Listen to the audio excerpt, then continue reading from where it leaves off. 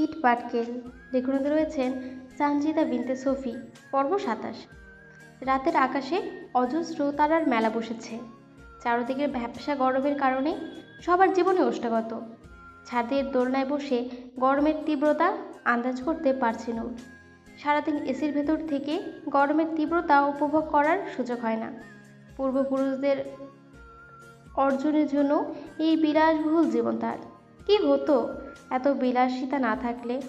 আর ৫টা মধ্যবিত্ত পরিবারের মতো তারা না হয় সংগ্রাম করে বাঁচতে হতো। দামি গাড়িতে না চড়ে লোকাল বাসে চড়া সবার মতো সাধারণ জীবনযাপন করত। দিন শেষে আপন মানুষগুলোকে তো পাশে পাওয়া যেত। কি হবে এত অর্থ প্রতিপত্তি দিয়ে? অভিজাত্য যদি দিন শেষে নিঃসঙ্গতা দেয়, সেই অভিজাত্য তো অভিশাপ স্বরূপ। বুক চিরে দীর্ঘ নিঃশ্বাস বেরিয়ে এলো নূরের। পেটে হাত রেখে অনুভব করলো নিজের অস্তিত্বকে। মা হওয়ার সংবাদটা তাকে আঁচড়ে দিয়েছে। চোখে মুখে তার কি নিদারুণ জ্যোতি ছিল। ভাবলে এই নূরের ঠোঁটে বিষাদের হাসি ফুটে উঠল। কি হতো তাকে একটু ভালোবাসলে? মিথ্যে ভালোবাসি না বলে, সত্যি ঘৃণা করি বললে না হয় গুলি করে দিত। মৃত্যু যন্ত্রণা হয়তো এই মিথ্যা যন্ত্রণা থেকে কম হতো। এই যে ক্ষণে ক্ষণে বুক ভারী হয়ে আসে, কান্নাগুলো দলা পাকিয়ে গলায় আটকে থেকে মরণ যন্ত্রণা দেয়। এর যে কি হতো? মৃত্যু কি ভালো হতো না? আহা কষ্ট! এই কষ্ট তার পিছু কেন ছাড়ছে না? আর কতটা যন্ত্রণা ভোগ করলে কষ্ট থেকে সে রেহাই পাবে? এখানে কি করছো নূর? আমজাদ চৌধুরীর কথায় চোখ তুলে তাকালো নূর। বিষাদমাখা হাসি দিয়ে আবার আকাশে দেখায় মনোযোগ দিল। আজকাল কাউকে আর সহ্য হয় না। আশেপাশের কাউকে প্রতারক মনে হয়। এত মানুষের ভিড়ে তার কেউ একজন আপন মানুষ নেই। এই ভেবেই দিনের অর্ধেকটা সময় কেটে যায়। আমজাদ চৌধুরী এসে নূরের পাশে বসলো। নূরের মলিন চেহারা দেখে ক্লান্ত শ্বাস ছাড়ল। কিছু না করেও এই মেয়েটাকে সব কষ্ট ভোগ করতে হয়েছে। নিয়তি এত নিষ্ঠুর কেন? রাত শেষ হয়ে গেছে তো মা। এই সময় এইভাবে এখানে বসে থাকতে নেই। ঘরে যদি যান নেওয়ার মানুষ থাকে তাহলে বাইরে আর কিসের ভয় আব্বু? আমজাদ চৌধুরী হতচকিত হয়ে গেলেন। হতভম্ব গলায় বলল, কি হয়েছে মা? একটা গল্প শুনবেন আঙ্কেল? এক অভাগী রাজকুমারীর গল্প। আমজাদ চৌধুরী শান্ত চোখে তাকিয়ে আছে নূরের দিকে। নূর হালকা হেসে বলতে শুরু করলো, এক দেশে এক রাজকুমারী ছিল। রাজারানীর চোখের মণি। হেসে খেলে তাদের জীবন পার হচ্ছিল। একদিন হুট করেই তাদের জীবনে অতীত হানা দিল। রাজার বোনের প্রেমে পড়েছিল এক ভিনদেশি যুবক। রাজার অগোচরে রেজিস্ট্রি করে বিয়ে করেছিল তারা।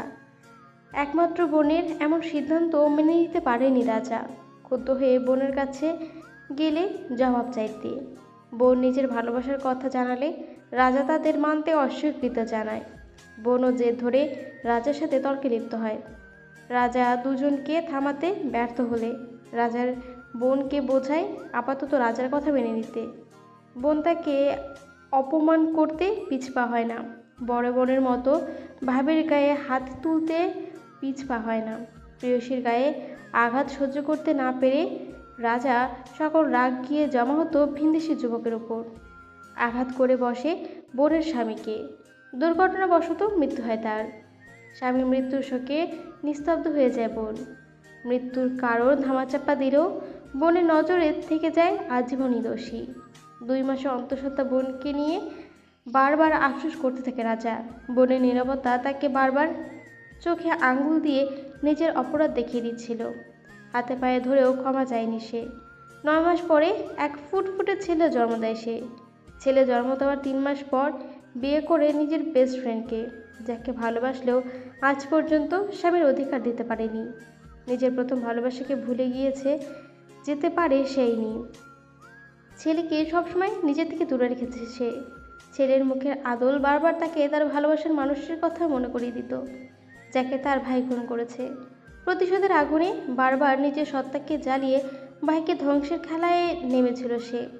ক্ষমা করার ভান করে তাকে বারবার আঘাত করেছে ঠান্ডা মাথায়। প্রিয়তমা স্ত্রীকে খুন করে অ্যাক্সিডেন্ট বলে চালিয়ে দিয়েছে। দেখাশোনার নাম করে রাজার আদরের রাজকুমারীকে চাকরানির মতো ট্রিট করেছে।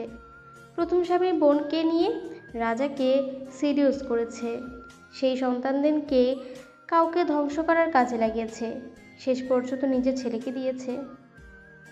তা ছিল, হাসলো সে। আচ্ছা আঙ্কেল, এক ভুলের কত শাস্তি হয় বলুন তো? অনুশোচনার চেয়ে বড় শাস্তি কি এই পৃথিবীতে আর কিছু আছে?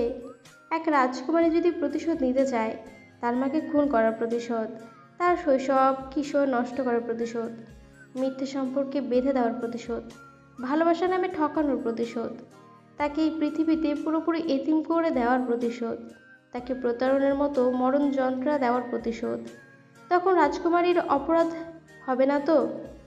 কিছু না করেও সে তো সবচেয়ে বেশি শাস্তি পেল, তার প্রতিশোধ নেওয়া অন্যায় হবে না তো? আমজাদ চৌধুরী চোখ দিয়ে অঝোর ধারায় অশ্রু গড়িয়ে পড়ছে। নূরের দিকে তাকানোর সাহস নেই তার। এই তিক্ত সত্যগুলো নূর কীভাবে জানলো তা নিয়েও মাথা ব্যথা নেই। আসমিন তার ছেলে না হলেও সে তাকে জীবনের চেয়ে বেশি ভালোবাসে। নিজের বুকে রেখে মানুষ করেছে তাকে, কখনো বুঝতেই দেয়নি তার নিজের ছেলে না সে। একটা সময় এসে আসমিনও সত্যিটা জেনে যায়। সত্য হচ্ছে সূর্যের আলোর মতো, হাজার মেঘের আড়ালে ঢাকা পড়লেও তা একসময় প্রকাশ পাবেই। আসমিন সত্যিটা জানলেও সবসময় না জানার ভান করে থেকেছে। আগের চেয়ে বেশি তার সাথে মিশতে শুরু করেছে, বন্ধুর মতো মিশেছে তার সাথে। এক সিগারেট দুইজন ভাগ করে খেয়েছে কতবার। তার বাবা হয়ে সে এখনও ভার্জিন। সে আফসোস কত কত হতাশার শ্বাস ফেলেছে। শুধুমাত্র কামিনীর প্রতিশোধের নেশায় সব কিছু শেষ করে দিয়েছে। নূরের অসমাপ্ত কথার রেশ প্রমাণ করেছে সে আরও কিছু জানে। আর চুপ থাকার মেয়েও তো সে না। ছেলের জন্য বুকের ভেতর আনচান করতে লাগলো আমজাদ চৌধুরী। সে জানে তার ছেলে কতটা হিংস্র, ঠান্ডা মাথায় বাঘ শিকার করার মতো তার ছেলে। আমজাদ চৌধুরী ভয়ে চুপসে যান, চেহারার দিকে তাকিয়ে। মলিন হাসল নূর, তাকে আশ্বাস দেওয়ার ভঙ্গিতে বলল, চিন্তা করো না আঙ্কেল, আমি প্রতিশোধ নেব না। প্রতিশোধ শুধু ধ্বংস করে। আমি চাই না আমার সন্তান আমার মতো জীবন পাক।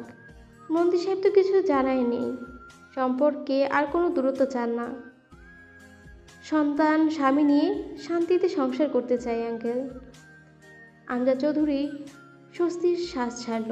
নূরের দিকে কৃতজ্ঞতা চোখে তাকিয়ে মাথায় হাত বুলিয়ে ভরার গলায় বলল, কষ্ট পেও না মা, সব কিছু বাদ দিলেও একথা সত্যি, আসমিন তোমাকে পাগলের মতো ভালোবাসে। ওর ধ্যান ধারণা একমাত্র তুমি। তোমার শূন্যতা ওকে কতটা উন্মাদ করে দেয় তা সম্পর্কে কোনো ধারণা নেই।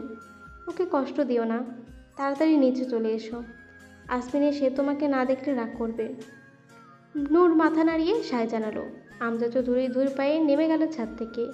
নূর আকাশের দিকে তাকিয়ে বিড়বিড় করে বলল, যে ভালোবাসা আমাকে বারংবার আঘাত করেছে, সে ভালোবাসাতে আমি কি করবো আঙ্কেল?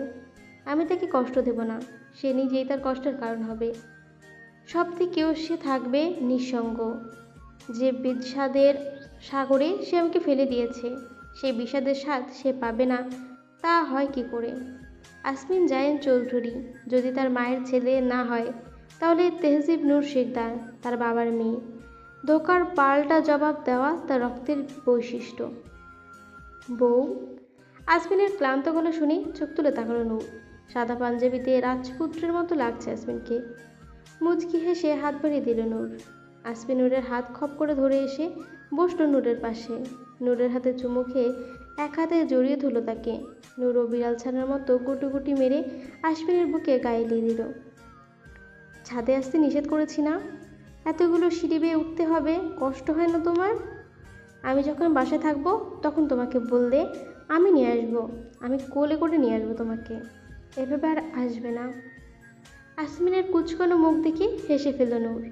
কাঁধের থুতনি থেকে নিমিষে তাকিয়ে রইল আসমিনের ক্লান্ত চেহারার দিকে। এভাবে তাকিয়ে থেকো না তো, আমার লজ্জা লাগে। আপনারও লজ্জা লাগে? আমি খুব লাজুক ছেলে বুঝলে। প্রথম যেদিন তোমাকে গভীরভাবে ছুঁয়েছিলাম, সেদিন আমি 2 সেকেন্ড লজ্জায় চোখ বন্ধ করেছিলাম। ভাবা যায়? ইস, এত লজ্জার জন্যই তো সুখবর পেতে বড় দেরি হয়ে গেল। এত লজ্জা নিয়ে এত বছর বাবা হতে পারবো না। কেমন বউ তুমি, বরের লজ্জা ভাঙতে পারো না? নূর হতভম্ব হয়ে রাগ করতে গেলেও ভরে গেছে। 2 মিনিট আসমিনের গলা চেপে ধরায় অদম্য ইচ্ছেটাকে ঘুম পাড়িয়ে হতাশার শ্বাস ফেলল সে। পর্বটা এখানে শেষ হয়ে গেছে। কেমন হয়েছে অবশ্যই জানাবেন। ভালো লাগলে অবশ্যই লাইক, কমেন্ট এবং সাবস্ক্রাইব করে দেবেন। আসছি আজকে গল্প শোনার জন্য অসংখ্য ধন্যবাদ।